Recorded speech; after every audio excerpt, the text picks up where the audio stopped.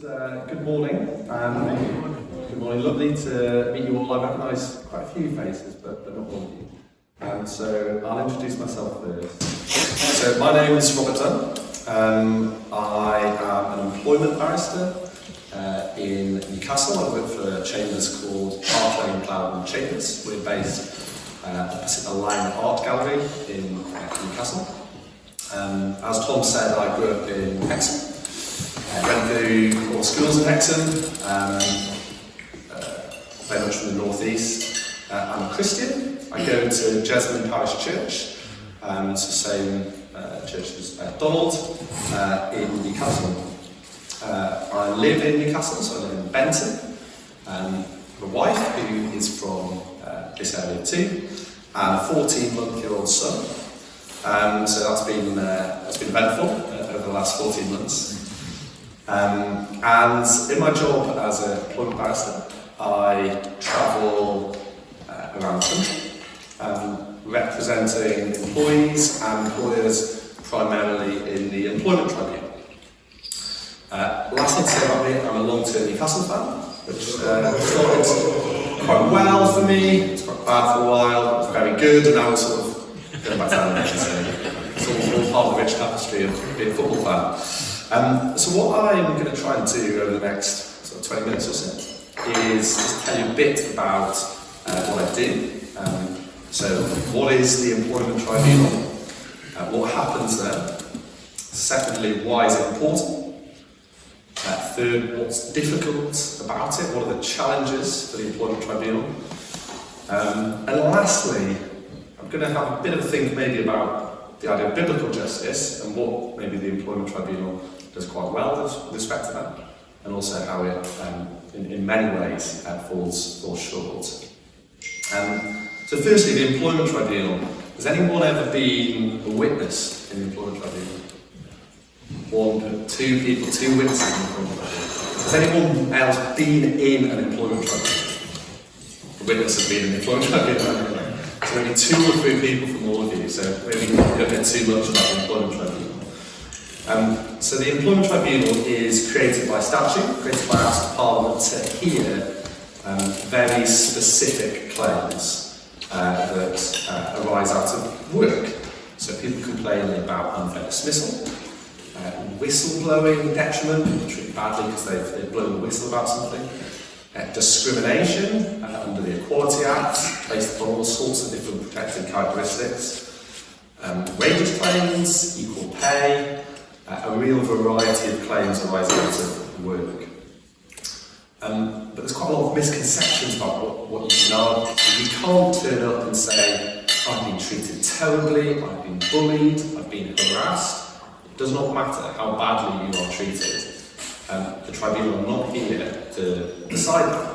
Only those specific legal claims. So, unless your bullying is connected to the fact that you're a man or a woman, or you're old or you're young, or you're black or you're white, or you're gay or you're straight, or something like that, you can't bring a claim to the tribunal. You have to link it to something like that. A lot of people think, well, my employers caused me to be injured at work. I've suffered some sort of serious injury, personal injury. Again, you can't bring that to the Employment Tribunal. You have to fit inside the very specific legal tests that they have. There are various tribunal centres around the UK, and one quite interesting thing about employment law is it's pretty much the only area of law that's the same in England and Scotland. So I can practice in Scotland, but all sorts of other law I can't. They speak in sort of weird Latin, and I don't have a clue what's happening for the rest of Scottish law. But in employment law, it's the same, so you can practice in Scotland. There's sort of major tribunal centres around the UK, so Newcastle is of course our closest, that's in the Civic Centre. And they're all public hearings, so anyone can go and watch and just see what happens. It's usually pretty interesting, and that's one of the reasons I quite like it, because I'm sure all of you have had long, successful careers in a variety of workplace environments, and all sorts of things happen in workplaces. You have cases like the one I've just been doing last week that feel more like an episode of Coronation Street than something that you might expect to hear in court. People gossiping on hospital wards, people falling out about all sorts of things at work. You have cases where people have been involved in sort of illicit rendezvous at work, and there's all these WhatsApp messages about who's been meeting up with where during the lunch break to do all sorts of things that we think were inappropriate.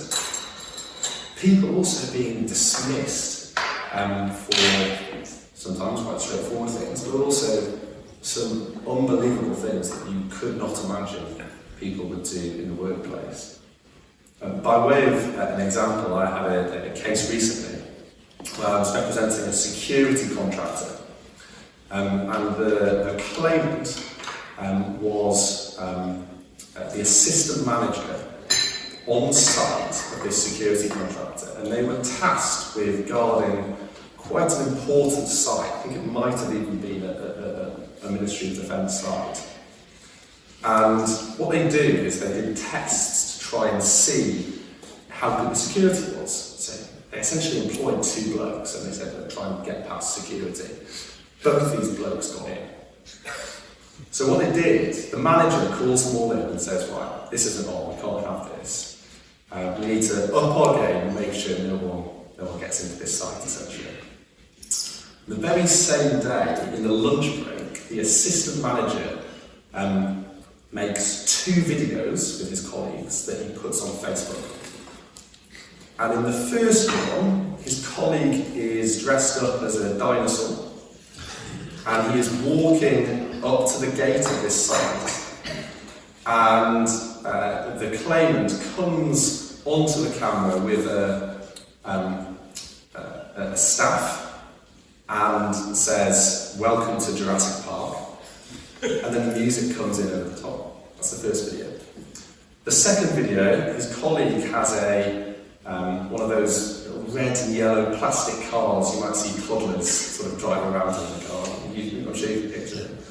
Comes up to the gate of this site, and the claimant comes out in front of him with a beard, a long beard, dressed like Gandalf from Lord of the Rings. I'm not familiar with him. Puts a staff on the ground and says, "You shall not pass." This goes on Facebook. It's I think if it was the Ministry of Defence, someone sees it, is quite concerned, and this man is dismissed for bringing the company into disrepute, because of course he's just been told no one can get into the site, and then he makes this video. So we had 2 or 3 days in the Employment Tribunal arguing about the fairness of this dismissal, and that's quite interesting. It's quite good fun. And the judge was very much biting her lip, trying not to laugh. So people do crazy things, and it's a real insight into a huge variety of workplaces. You see people at their worst, you see people at their best. It's very interesting. Employment Tribunal claims some are heard by a judge alone, and some are heard by a full panel. So there will be a judge and 2 non-legally qualified panel members who sit either side. And if you're looking for a part-time job, it is highly recommended.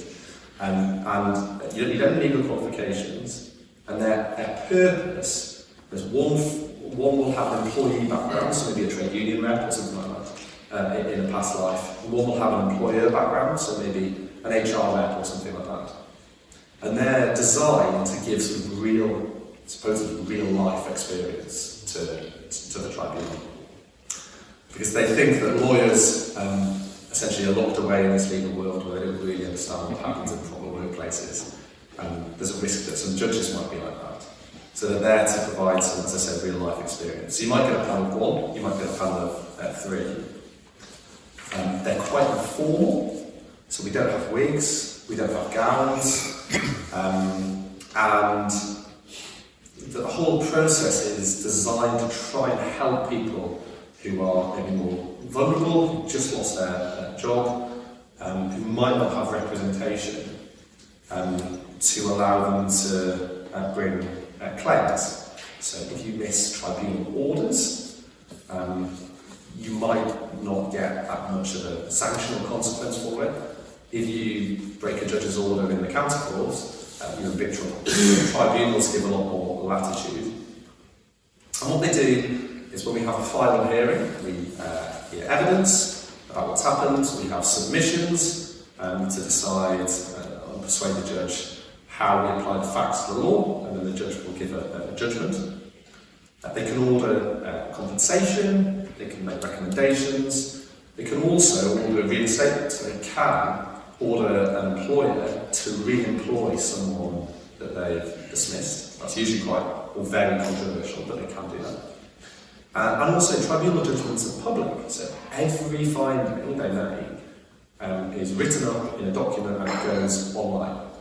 So you can Google them and find out what's happened. Sometimes that's quite good for employees if they're vindicated. Sometimes it's less good, because of course if the judge thinks you're a terrible witness and you've been lying to her for the last 3 or 4 days, that goes online. Every time you apply for a job in the future and they Google your name, that's going to come up. So it's high risk going to the tribunal. So that's what the tribunal is. So next, why is the tribunal important?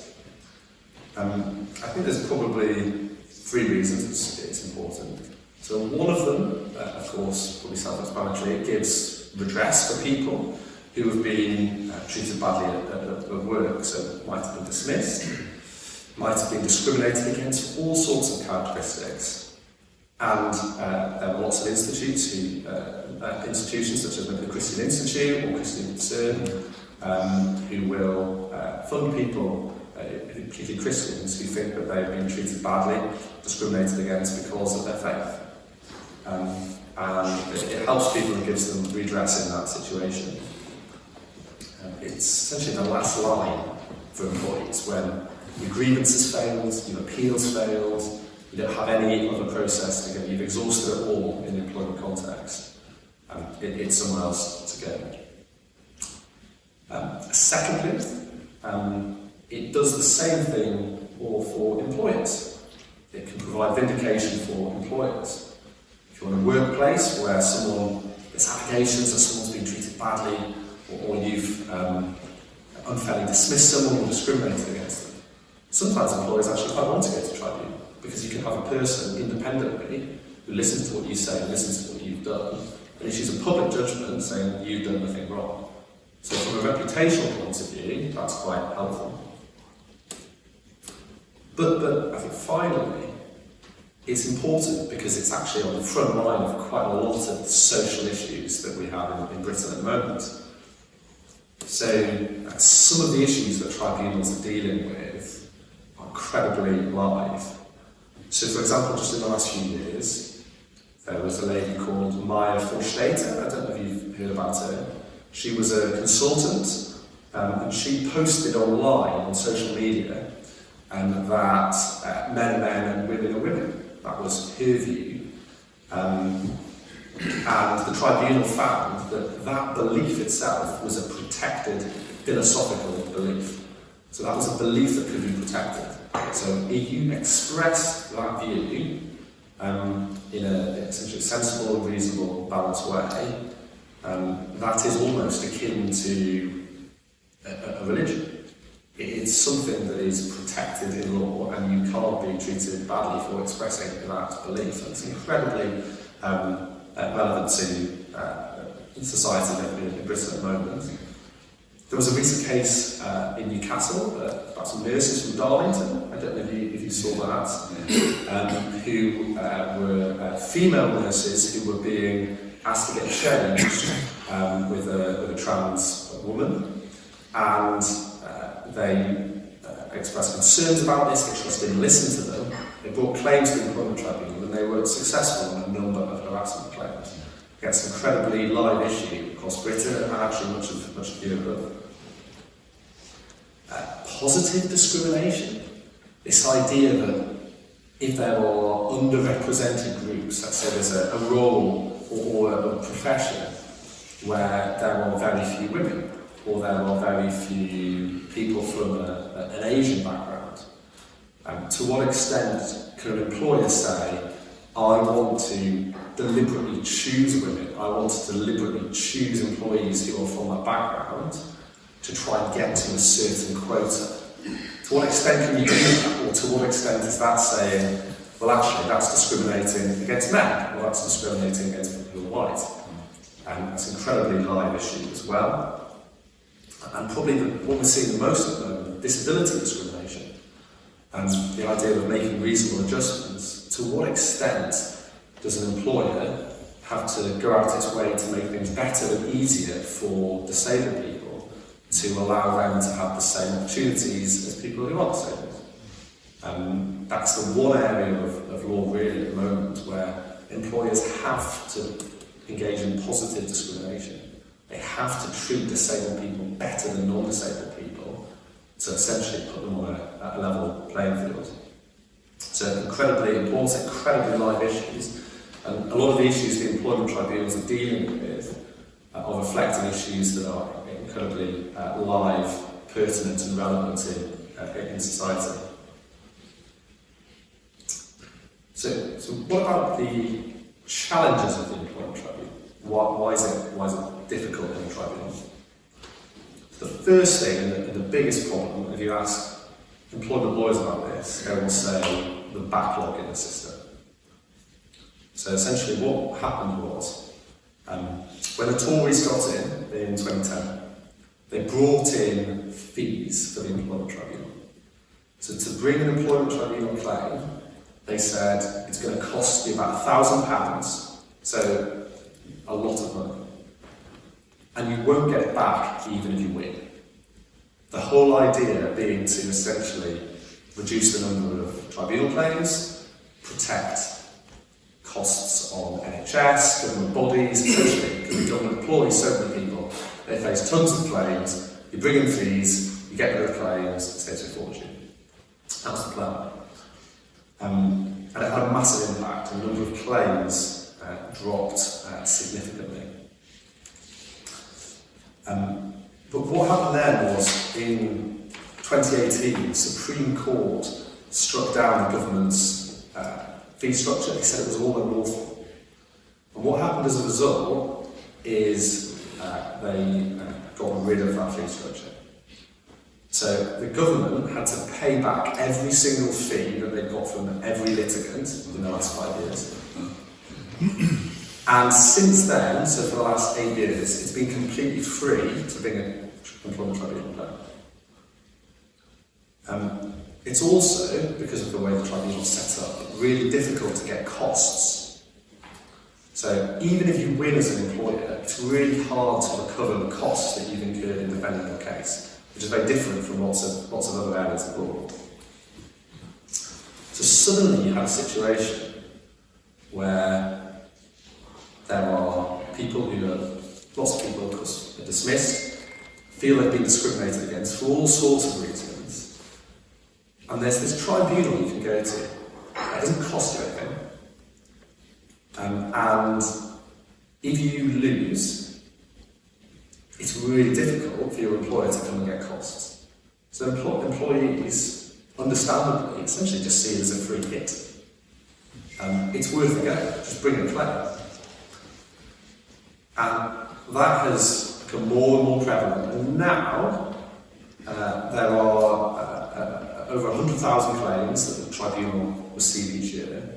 The backlog at the moment in the system is about 550,000 claims that are waiting to be heard. So that's about the population of Edinburgh, roughly.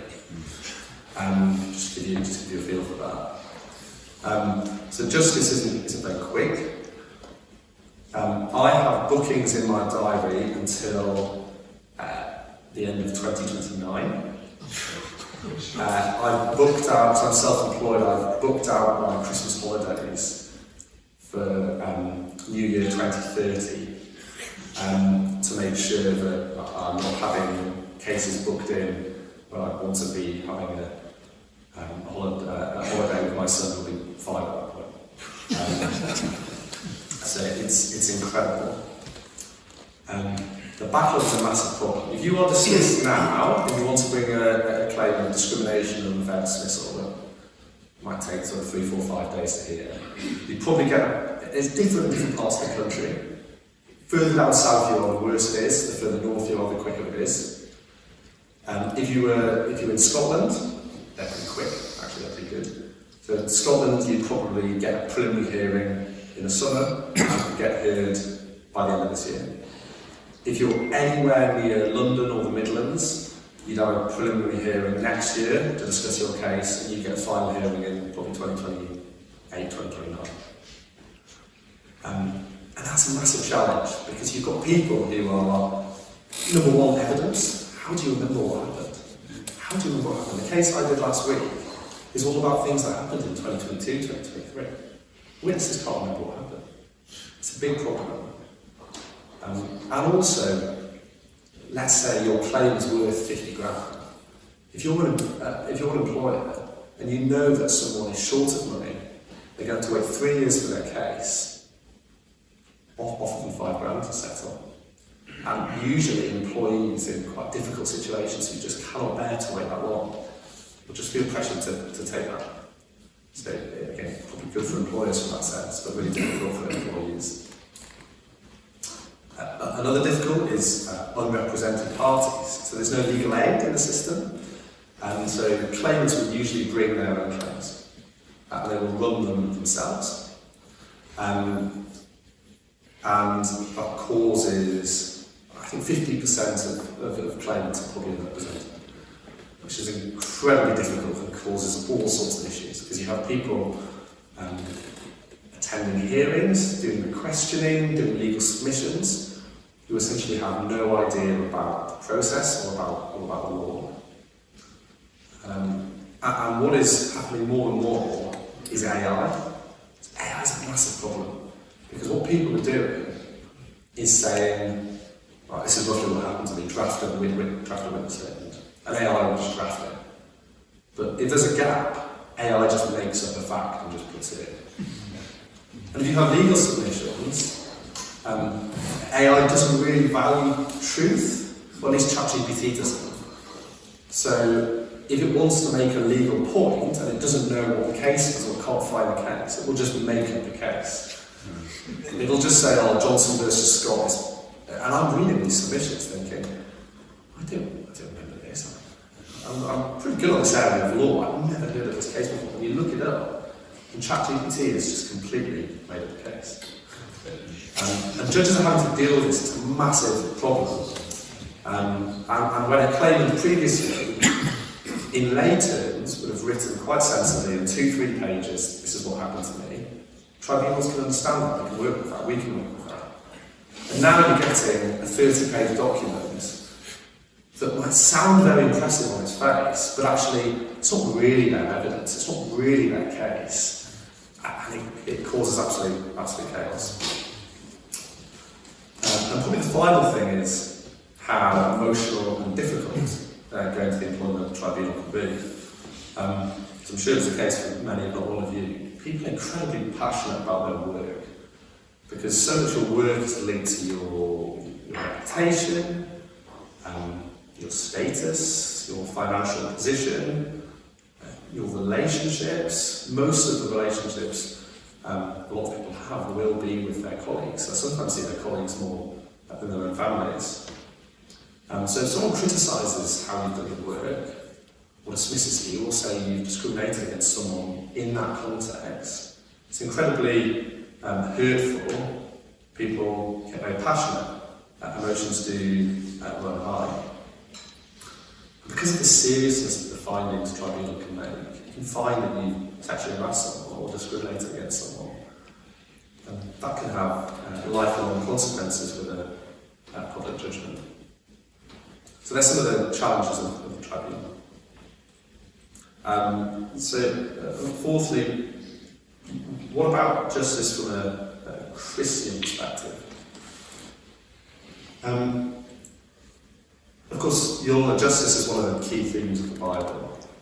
And actually, it's really good for lawyers, because when you look at a lot of things in the Bible, There's loads of courtroom language everywhere. Lawyers get very excited about this. So of course God makes a covenant with his people. God's described as a judge. The Old Testament's full of laws, some of which maybe we will now, but it's definitely full of laws. God levels charges at his people when they turn their back on him. There's sanctions and penalties for that. Jesus is described as an advocate, pleading for his people. And he declares people righteous and justified. And I said this to my dad, who often comes here. I think his response was, well, that's because lawyers need God more than anyone else. So you'll have to ask him about that next time you see him. Very harsh, but maybe true. But at the same time, of course, justice in the Bible is also the complete opposite to what we might expect. Because the cross is, of course, this great display of God's justice, but at the same time, it's in some ways incredibly unjust. Because Jesus has done nothing wrong, he takes pain and sin and burden, and we've done everything wrong, and we're seen as perfect. So it's this incredible contradiction of justice and injustice and mercy, all bound in one. I was looking at the helpful Bible verse, and it's 2 Corinthians 5:21. God made him who had no sin to be sin for us, so that in him we might become the righteousness of God. I'm thinking a bit more about it. Biblical justice is for everyone, for the poorest and weakest in society. It is about restoring relationships. It's about treating everyone with equal worth and value. And it's linked to our relationship, of course, with Jesus, not what we do, but what he's done. So taking all that together, I was thinking, well, how do these things tie together?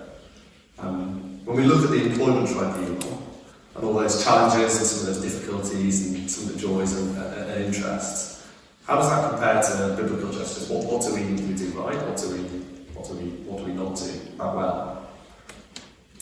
So what do we do? What do we do right? What do we do well in the Employment Tribunal? Well, justice is free, so it's accessible for everyone. Anyone can go and watch what happens. Justice is, on the whole, very impartial. Judges do not show favouritism. They do not just give the benefit of the doubt to employers. They will listen to, on the whole, everyone. Employees, whatever your background, whatever your race or age, they will come and listen to you. They're not elected. I know the Americans are big fans of elected judges, but personally I think it's brilliant. We don't know what the judges' political allegiances are. They are appointed as impartial. They're accessible to those who are the most poorest and vulnerable in society. So there's a lot we do quite well. But how does it diverge? And of course, there's going to be lots of ways where the Employment Tribunal doesn't meet the standards of God's justice. It's, of course, free, but there's a question as to whether it's really as accessible as we think it is. There's no legal aid. As I described, the backlog means it can take years to get to a hearing, unfortunately. And that's only likely to get worse. The Labour government have brought in what's called the Employment Rights Act. I don't know if you've seen any of that on the news. And they're going to make it a lot easier for people to bring Employment Tribunal claims for various things. Of course, that's got its good things, but then if you then add in another 100,000 litigants to the process, you can see the impact that will have. Claimants are self-representing, and whilst the tribunals will try and put them on an equal footing, if you've got Joe Bloggs with no legal qualifications, and then you've got Amazon on the other side with 3 solicitors and a barrister and 4 HR professionals, there's an obvious imbalance there. Biblical justice restores relationships. but actually often the Employment Tribunal will lead parties to become even more entrenched than they were before. Because if you've got a dispute and then you go to tribunal for a week and you are trying to expose the other side's case, you're questioning credibility, you're questioning veracity, you're making orders for compensation, you're making declarations that people have done quite serious things, right or wrong, and it can often push parties further apart. And of course, there's no real sense of mercy in the tribunal either. In the Bible we see God come in and take our place, and we've turned against him. And I'm yet to see a judge do that. But that's maybe not something which can be easily fixed. So hopefully that was an interesting insight to the Employment Tribunal. Some of the good things about it, some of the bad things about it, and how it may compare or indeed fall short to standards in the Bible. But hopefully that's been interesting for you. Thank you. Thank you.